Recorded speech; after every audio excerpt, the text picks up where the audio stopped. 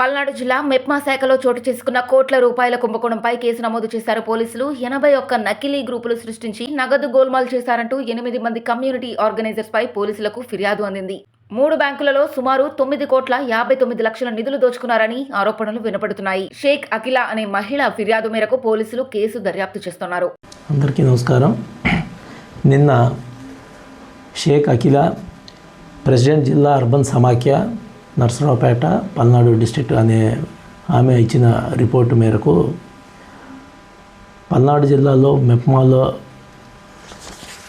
డ్వాక్రా గ్రూప్స్లో తీసుకున్నటువంటి లోన్స్లో కొన్ని అవకతవకలు జరిగినాయని, వాటికి కమ్యూనిటీ ఆర్గనైజర్స్గా ఉన్నటువంటి మెప్మాలో ఉండి పనిచేసేటువంటి ఒక 8 మంది కారణమని, ఆ విధంగా 8 మంది ఆల్రెడీ ఎగ్జిస్టింగ్ గ్రూప్లో ఉన్న మెంబర్స్ తోటి ఇంకొక గ్రూప్స్ని, ఫేక్ గ్రూప్స్ని క్రియేట్ చేసి దాదాపు 81 గ్రూప్స్ అలాంటివి క్రియేట్ చేసి 3 బ్యాంకుల్లో సుమారు 9,59,00,000 మేర డబ్బులు లోన్స్ రూపంలో అక్రమంగా తీసుకొని వాటిని బ్యాంకుకి రిటర్న్ పే చేయకుండా అవి ఫ్రాడ్ చేశారనేది వాళ్ళు ఒక రిపోర్ట్ ఇచ్చారు.